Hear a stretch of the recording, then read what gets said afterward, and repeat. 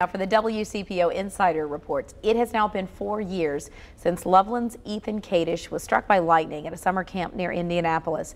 His parents are now potentially facing a new setback. The Kadishes are wondering what the proposed American Health Care Act and its changes to Medicaid will mean for them. So far, they feel like that they've been left in the dark. Difficult to find answers to how the current legislation or proposed legislation will actually impact Ethan specifically. And that's the question not only the Kadishes, but so many people have. And WCPO.com reporter Lucy May, you've been in contact with these guys since the incident, and they've been so open about it. And now, like you said, this is a whole new issue. It's not just Ethan's health, it's how they're going to pay for it. Right, exactly, because Ethan's medical condition, they estimate it costs more than $1 million every year to take care of all of his needs. And Scott Kadish works for the Procter & Gamble company, has really tremendous health insurance through his employer, which is a big help, but they also have some insurance through the state of Ohio for kids with disabilities, and they rely on Medicaid, and they estimate that Medicaid pays for literally hundreds of thousands of dollars of medical expenses that Ethan has every year.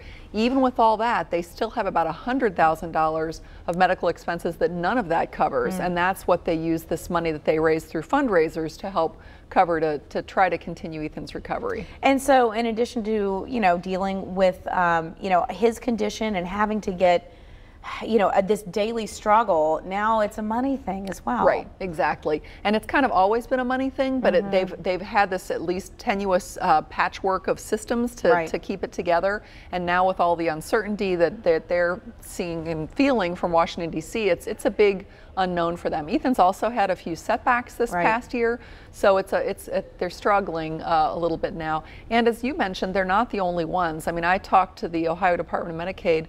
As of January of this year, there were 28,000 children, almost 28,000 children in the state of Ohio alone who rely on Medicaid because of some kind of disability. So that doesn't even include the kids who get Medicaid because they're low income or their families are low income. These are strictly children with disabilities. So there are a lot of families who are wondering about this right now. And eventually it'll trickle down to schools because they rely on Medicaid so many times as well. And I know it's difficult to get answers because just this week it's been postponed even further.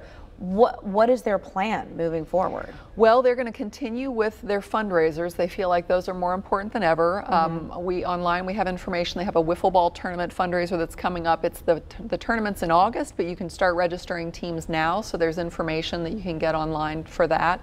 And they're trying to advocate. They've decided they really want to be a strong voice for families like theirs. They've got their Join Team Ethan Facebook page and their jointeamethan.org website, and they're trying to be vocal proponents to get lawmakers to really consider families like theirs as they're debating this legislation. Well, we'll see what happens. Presumably, it'll be after the 4th of July holiday before any vote happens, but we will keep you posted. And in the meantime, you can read Lucy's article right now on Ethan and all of her articles on Ethan on WCPO.com. Thanks for coming in. Thank you.